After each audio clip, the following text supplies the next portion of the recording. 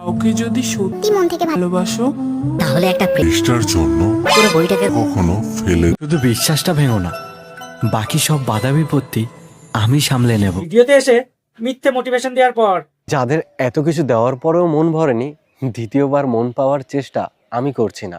এদের ভালোবাসার নাটক দেখে যারা করেছিল বিশ্বাস, এদের ভালোবাসার নাটক দেখে যারা করেছিল বিশ্বাস, সবকিছুর প্রমাণ দিয়ে করব এদের গোপন পর্দা ফাঁস। ভালোবাসা হলো আর ভুল বোঝাবুঝি হলো একটা পৃষ্ঠা ঠিক আছে, কাউকে যদি সত্যি মন থেকে ভালোবাসো তাহলে একটা পৃষ্ঠার জন্য পুরো বইটাকে কখনো ফেলে দিও। আর সেই পৃষ্ঠাটাকে জোড়া লাগাতে না পেরে পুরো বইটাকেই বদলে দিল। মিথ্যে নাটক করে কেমন গেছে ফেসে, মিথ্যে নাটক করে কেমন গেছে ফেসে, ভালোবাসাকে খাড়া করে এরা থাকে ছদ্মবেশে। ভাগ্যিস তোর ওই পুরনোটার মতো না। ভালোবাসার পারদ কি 0 ডিগ্রিতে পৌঁছে গেল? সবকিছু জেনেও এখন প্রীতির চরিত্র নিয়ে কথা বলছে। আসল কথা হলো কচি বয়সেতে সবাই একটু একটু ভালোবাসার হাওয়া খেতে পছন্দ করে, আর রনও কিন্তু ধোয়া তুলসী পাতা নয়।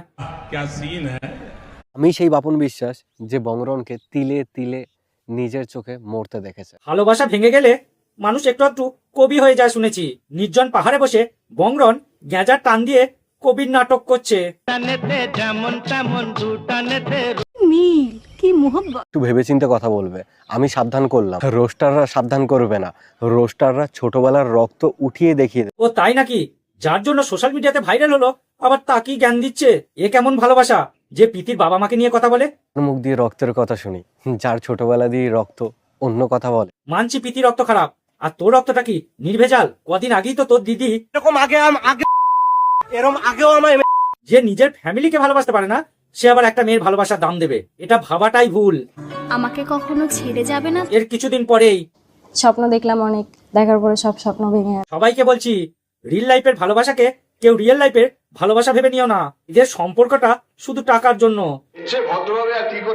আমার কাছে কোনো ইনকাম ছিল না।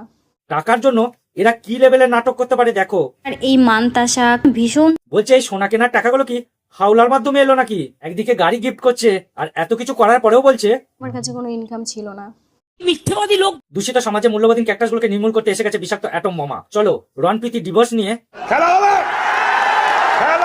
ভিডিওটা শুধুমাত্র ফানি বা এন্টারটেনমেন্টের জন্য বানানো হয়েছে, তাই ভিডিওটাতে কাউকে ব্যক্তিগত আঘাত করা আমার উদ্দেশ্য নয়। শুধুমাত্র ভিডিওটা দেখুন আর আনন্দ নিন, আর ভালো লাগলে চ্যানেলটা অবশ্যই সাবস্ক্রাইব করবেন।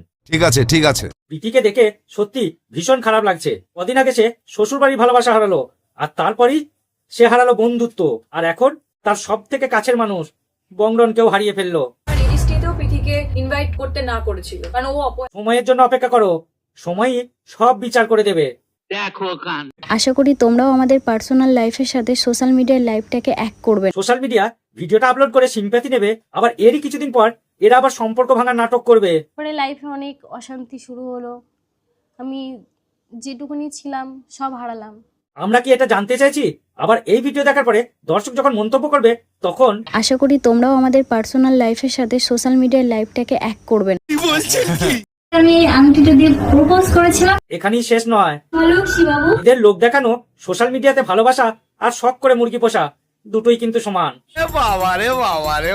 কয়েকদিন তোমরা লাইফস্টাইলের ভিডিও দেখতে পাবে না। কেন, কি হলো? কারণ বংরন অনেক আগেই মারা গেছে। তাহলে তুই কে? আমি এখন বাপন বিশ্বাস। এই বিশ্বাস পদবী ছেলেদের বহু লোকের বিশ্বাস নিয়ে খেলতে আমি অনেকবার দেখেছি। টাকা ছাড়া কিচ্ছু চেনো না তোমরা। আরে ভাই, তোর ওটা ভালোবাসা নাকি? ওটা তো একটা টাকা ইনকামের এগ্রিমেন্ট ছিল। আমি ততটাই বলছি যতটা বললে তুই ভালোভাবে থাকতে পারবি। ভাব, স্বার্থও শেষ আর ভালোবাসাও শেষ। রন নাকি প্রীতিকে ভালোবাসে, এই তার নমুনা। আমি ততটাই বলছি যতটা বললে তুই ভালোভাবে থাকতে পারবি। ভাব, কাম সেরা ফেলেছেন ভাই, আপনি কাম সেরা ফেলেছেন। টিকটকে ভিডিও বানাতাম, তখন একদম ছোট ছিলাম। চলো দেখি প্রীতির টিকটকের একটু ভিডিও।